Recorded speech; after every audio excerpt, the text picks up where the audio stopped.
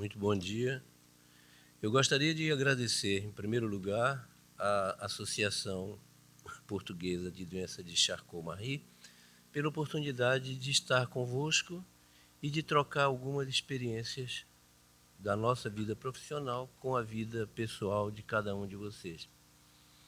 Quando recebi o convite, eu fiquei a pensar, mas eu vou ensinar Padre Nosso a vigário.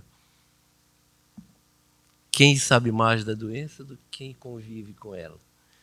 E o que nós realmente podemos fazer, e gostaríamos muito de participar desta fase da associação, é juntar os conhecimentos científicos que podemos dispor, a experiência de vida que todos vocês têm, e com isso, aí sim, conseguirmos algum caminho que seja válido e que faça com que nós continuemos a crescer. Esse é o objetivo principal. A doença de Charcot ela é cheia de coincidências muito interessantes. Ela foi descrita, todos vocês sabem, ela foi descrita então, em 1886 em dois sítios diferentes, por dois cientistas, por um grupo de cientistas diferentes. Na França, por Jean Charcot e o seu aluno Pierre Marie, e na Inglaterra, pelo Howard Tutt.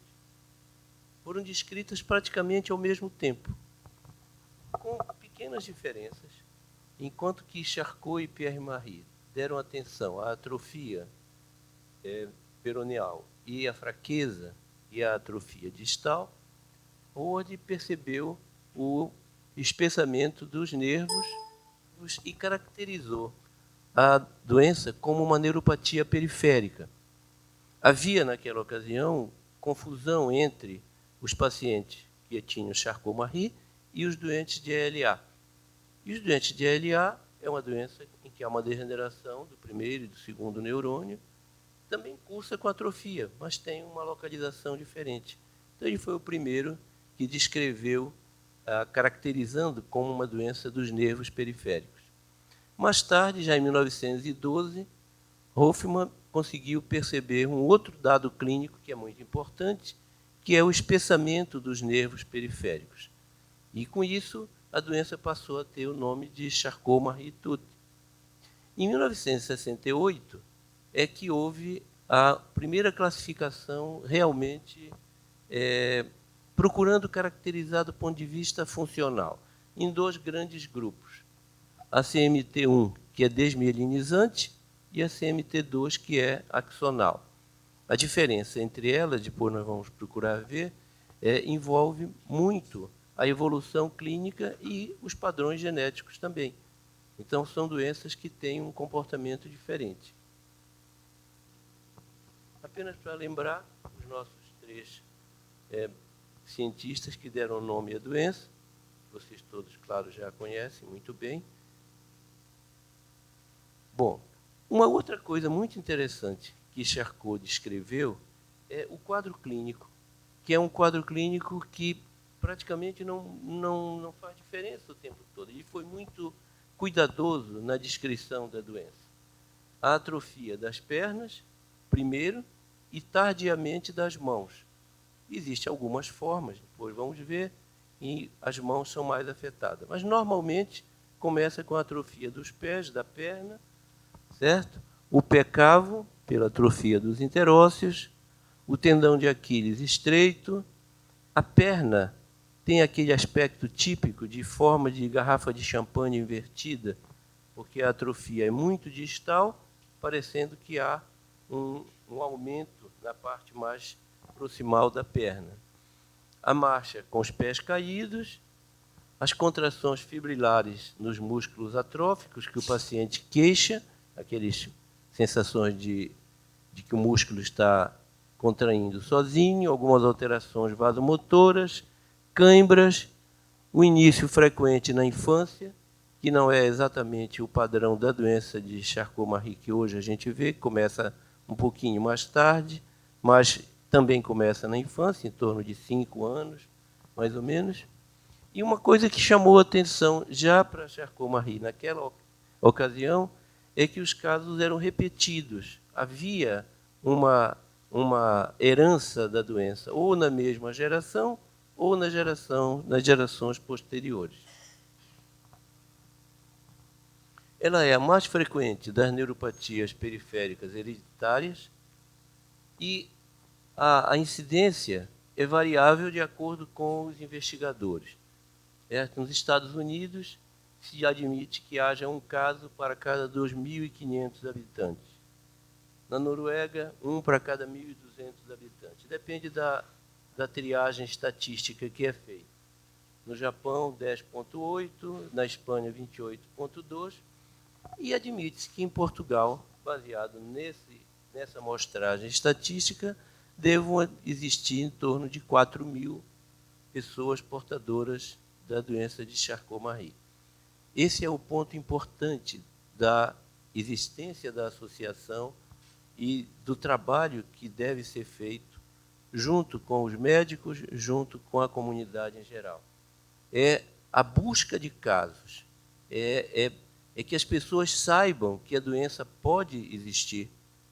As formas iniciais, vocês todos sabem, às vezes são muito frustras, e esses pacientes perdem o ponto exato em que eles devem começar a ser cuidados. Eles perdem o ponto exato onde eles devem ser orientados.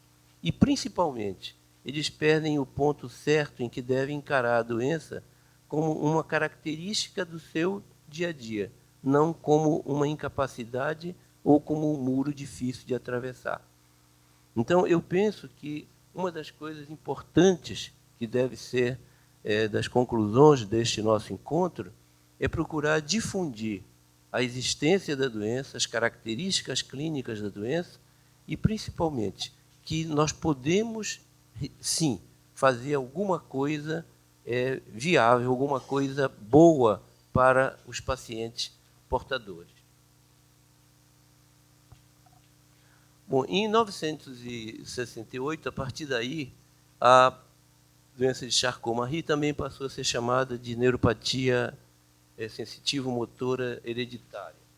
Existe uma organização, a OMAN, que coordena essa classificação. Então, basicamente, nós temos, como dizíamos, a forma desmielinizante, que é a CMT tipo 1, e a forma axonal, que é a CMT tipo 2. A forma desmielinizante, ela se caracteriza por uma alteração no gene PMP22, uma duplicação que acaba destruindo a mielina. A mielina é como se fosse uma proteção do nervo periférico. E essa mutação genética faz com que a mielina fique frágil. Com essa fragilidade da mielina, o nervo periférico conduz a eletricidade mais lentamente. E essa demora, essa lentificação na condução nervosa leva à fraqueza muscular e às sensações sensitivas de encurtiçamento, de formigueiro, que fazem parte do quadro clínico da neuropatia periférica desmielinizante. Ao lado disso, como a mielina é destruída pela alteração genética, há uma tendência à regeneração dela. E essa tentativa de regeneração faz com que se forme o espessamento dos nervos. Os nervos ficam mais espessados, porque é como se a mielina estivesse ali tentando se reconstruir, e com essa tentativa de reconstrução formam esses espessamentos. E a forma axonal? A forma axonal, a lesão é do axônio. O axônio é o eixo do nervo periférico. Então, a mielina continua íntegra. E, com isso, a condução nervosa se faz aproximadamente nos valores normais ou muito pouco comprometidas. É um outro gene, é o gene da mitofuxina 2, e que é responsável pela fusão mitocondrial. Então, aí é uma alteração da própria formação do estímulo nervoso. A neuropatia tipo 1, ela também tem várias subdivisões. Eu apenas listei aí, para que a gente possa ter argumentos para conversar. É o mesmo? É. Não é?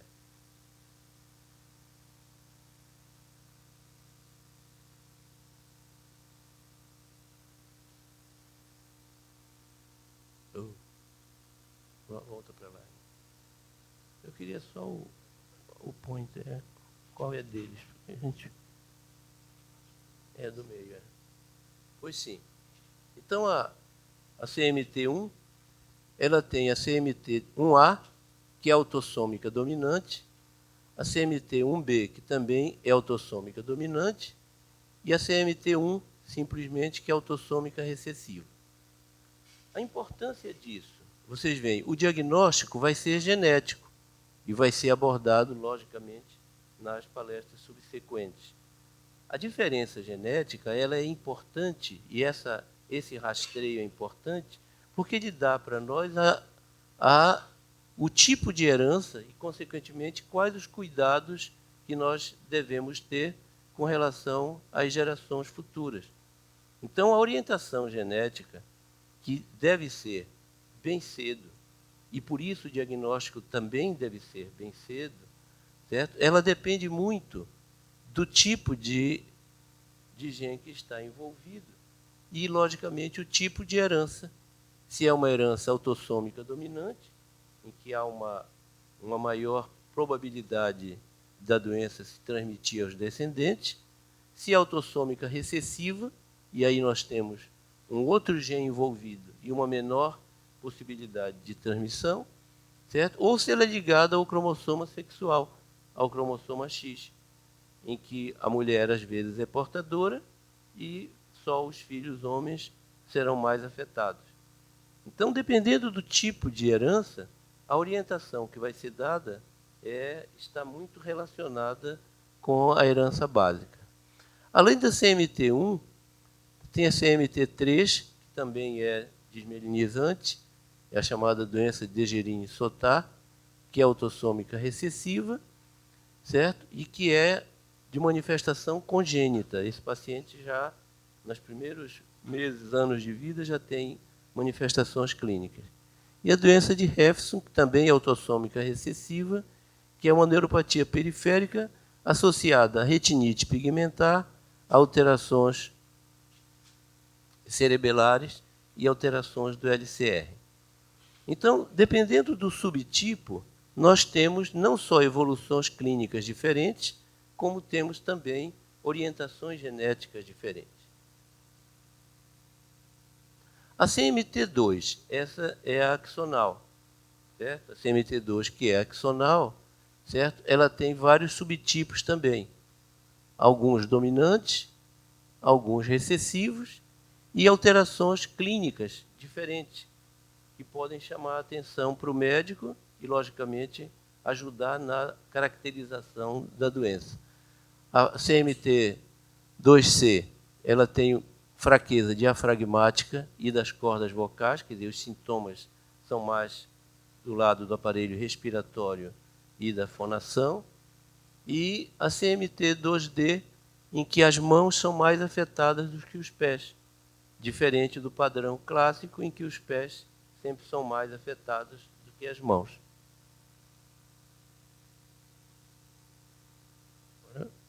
Diogo, dá uma ajuda.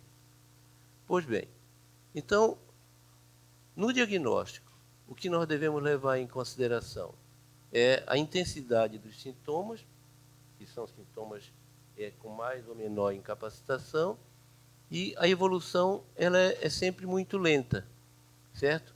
Isso faz com que o diagnóstico seja mais demorado. As pessoas convivem com os sintomas como se fossem coisas normais. É esse o ponto que eu ainda há pouco gostaria de chamar a atenção. É a valorização de sintomas frustros para que o diagnóstico possa ser mais rápido. E esse retardo no diagnóstico leva naturalmente a um retardo também no início dos cuidados que a gente deve ter. Essas queixas, geralmente os pacientes vão à consulta não por conta das queixas de Charcot-Marie. Eles vão por outras coisas. Em estudos longitudinais que têm sido feitos, 10% só dos pacientes é que procuram o médico por queixas de neuropatia periférica, certo? Eles vão porque acham que está havendo uma atrofia, ou porque tem fraqueza muscular, vão por causa de alterações nos pés, o pé cavo, os dedos em martelo, ou por alterações no tecido conjuntivo, calosidades, ulcerações. Eles não vão ao neurologista, eles vão ao médico de medicina geral. Então, se não houver um trabalho de conscientização que esses sintomas podem estar associados a uma doença hereditária, esse paciente pode passar, acredito que alguns de vocês passaram, algum tempo de um lado para outro, porque o que incomodava era porque tinha um pé que não ajeitava no sapato, ou porque tinha muita calosidade, ou porque sentia fraqueza, mas a doença em si foi demorando para ser diagnosticada. Então, é muito importante que a gente lembre que os sintomas que levam o paciente à consulta nem sempre são sintomas clássicos, sintomas muito bem definidos da doença de Charcot-Marie. Também há uma descoberta ocasional quando o paciente vai fazer uma eletromiografia por outra razão. Por exemplo, túnel do carpo, que hoje em dia é um modismo muito frequente, as pessoas procuram porque tem dificuldade profissional, porque digita muito, porque tem dor no punho, e vão fazer uma eletromiografia por causa do túnel do carpo. E quando chega lá, o neurofisiologista identifica a doença de Charcot-Marie. Então, às vezes, as coisas são assim, muito ao acaso, não é? Ou então procura um médico ou um serviço de genética, porque existem casos na família de uma doença que incapacita, que limita o movimento, etc. A CMT1, começa as manifestações clínicas entre 5 e 25 anos, de um modo geral, quer dizer, a segunda década de vida é a década crítica para o aparecimento dos sintomas. Inicia geralmente com fraqueza nos pés e o tornozelo. O paciente começa a não perceber de fazer a dorsiflexão do pé. O pé começa a ficar caído. Eles geralmente procuram um ortopedista, procuram às vezes um serviço de fisioterapia, na tentativa de corrigir um defeito que é muito localizado. A ausência ou diminuição dos reflexos clínicos, osteotendinosos, que o médico normalmente pode identificar, mesmo que não seja neurologista, certo? O pé caído e aquela marcha de estepagem, a marcha em que eleva muito o joelho e o pé fica pendente. Atrofia dos músculos intrínsecos dos tensores do pé, e aí leva ao pé cavo, e tardiamente das mãos. Os nervos superficiais hipertróficos, às vezes o paciente procura o médico porque acha que tem um caroço no pescoço, ou porque tem um caroço no cotovelo. Na verdade, é o nervo que está espessado, e esse espessamento do nervo é útil na caracterização do diagnóstico da CMT1, que, por ser desmielinizante, produz aquela tentativa da mielina de se recriar. As alterações sensitivas, objetivas, que o médico faz nas consultas, com agulhinhas e com diapasão, elas nem sempre são muito características. O paciente tem o sintoma do formigueiro, do encurtiçamento, e objetivamente nem sempre se consegue caracterizar. Isso, às vezes, leva a um retardo no diagnóstico, se o profissional não tiver o apoio do neurofisiologista para caracterizar que há uma lentificação na velocidade de condução. E alguns pacientes com fraqueza diafragmática têm apneia do sono e precisam de um ventilador, certo? Ou têm o síndrome das pernas inquietas. Hoje em dia, existem autores que consideram as pernas inquietas um sintoma de muita prevalência, em torno de 40%. Então, são sintomas que passam, às vezes, despercebidos e que, eventualmente, podem estar sinalizando a ocorrência da doença.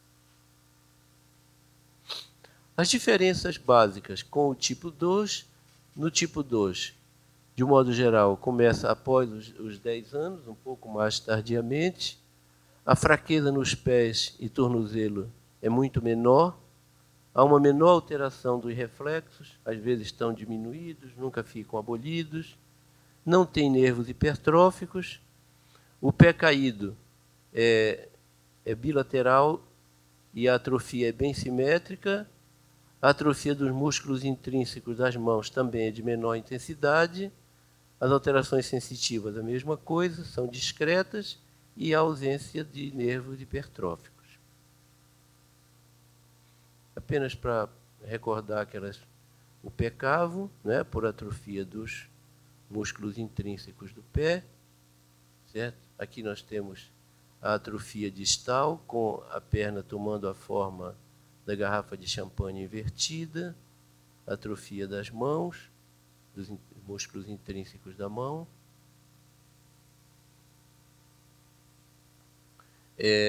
A eletromiografia passa a ser, então, um dos mais importantes meios para caracterizar o diagnóstico, certo? Porque ela pode não só diferenciar a tipo 1, que é desmielinizante, da tipo 2, que é axonal. Na tipo 1 existe uma redução da velocidade de condução, na tipo 2, de modo geral, as velocidades estão praticamente normais. Elas também servem para diagnosticar a eletromiografia indivíduos oligossintomáticos ou assintomáticos. A gente pode ter alterações da condução em pacientes que ainda não apresentam sintomas objetivos da doença. Então, é um exame que deve ser valorizado e colocado como ponto importante nesse rastreio. Infelizmente, não só em Portugal, mas de um modo geral, há uma demora muito grande em realizar a eletromiografia, porque, bom, são poucos profissionais e pronto, todo mundo sabe disso.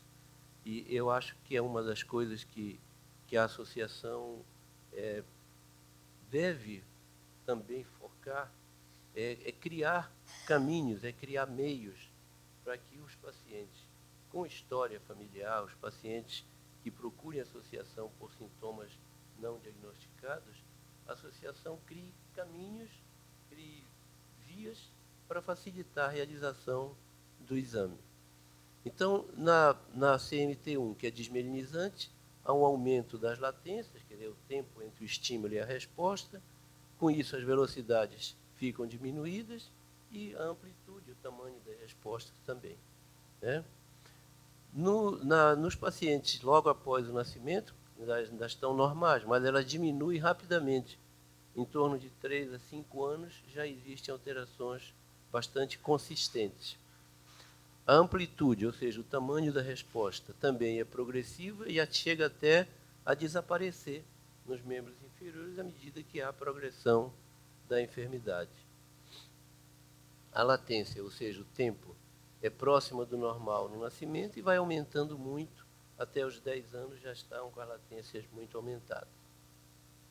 Apenas para lembrar aí, isso aqui é o estímulo, isso aqui é a resposta, e aqui a gente vê o tempo de latência, olha, que vai ficando muito aumentado com o passar do tempo. Os potenciais de ação que a gente encontra pela agulha são potenciais crônicos de reinervação, certo? Algumas vezes se encontra atividade espontânea, fibrilação nos membros inferiores. Na CMT2, a eletromiografia, por ser axonal, os tempos de latência motor e sensitivo estão praticamente normais, certo? E as velocidades também praticamente normais, às vezes um pouquinho alterado. E na CMT2, por ser uma doença axonal, a maior presença de potenciais de desnervação, fibrilações, ondas positivas, são dados que ajudam o profissional a tentar diferenciar qual o tipo de enfermidade.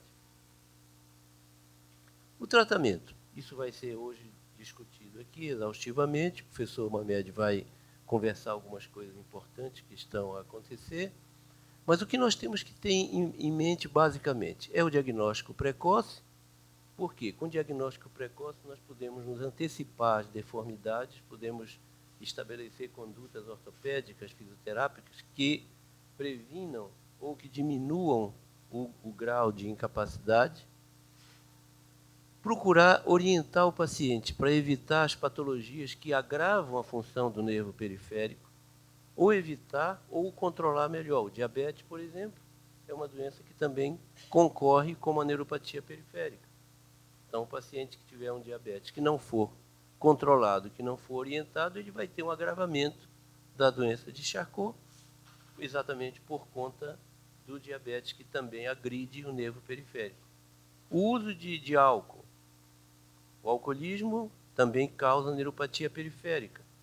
Então, se o paciente que tem uma patologia que é primária, que é hereditária, em que o nervo está agredido e faz uso de álcool abusivamente, tende a agravar mais a doença. Então, é muito importante que a gente passe para o paciente as informações do que poderia funcionar como um agravamento. Drogas, de um modo geral, todas elas agridem o sistema nervoso periférico, mas principalmente as drogas milagrosas, principalmente orientar a nossa comunidade que essas drogas milagrosas às vezes causam problemas muito sérios. Eu, na minha vida profissional, vocês percebem, eu estive no Brasil a maior parte do tempo. E lá existe uma tendência muito grande a buscar, digamos assim, soluções supostamente primitivas, né? Dos índios, do interior do país, onde tem os curandeiros. E eu lembro muito bem de um paciente, por acaso era um colega nosso, com Charcot-Marie, que resolveu se tratar com veneno de cobra. Porque disseram para ele que o veneno de cobra era ótimo. Ele morreu mais rápido, claro, né? Então, a gente tem que procurar informar o nosso grupo, a nossa comunidade, que não adianta procurar milagre. Nós temos que trabalhar, temos que encontrar ajudas e soluções verdadeiras. Como? Esclarecimento. Esse me parece ser o maior motivo da existência das associações. É esclarecer os pacientes, os familiares, evidentemente, e, na medida do possível, difundir a comunidade para a existência da doença, para o que se pode fazer em termos de diagnóstico e o que é válido fazer em termos de tratamento. Então, e, por último, e logicamente muito mais importante, cuidar. Cuidar é a palavra-chave. O que nós precisamos aprender é a cuidar do nosso paciente. Cuidar na orientação, cuidar nos cuidados fisioterápicos e cuidar na transmissão ao paciente da capacidade que ele tem. Nós não podemos lamentar o que não temos. Nós temos que ser felizes com o que temos. Então, é muito importante que as pessoas que cuidam dos pacientes, e principalmente os pacientes que vão cuidar dos outros pacientes, possam transmitir essa mensagem. Que nós sempre podemos fazer um pouco mais, desde que nós encontremos naquilo que nós temos as coisas boas, as coisas positivas. E as coisas que nós perdemos, perdeu. Certo? Corrige com o que for possível, mas é importante que o paciente não perca a vontade de realmente crescer. Eu me lembro de uma frase que alguém me disse, que diz assim: para quem ama, um minuto é uma eternidade. Então, nós devemos pensar assim: tudo que nós podemos fazer hoje é uma eternidade de bem para o paciente. Muito obrigado.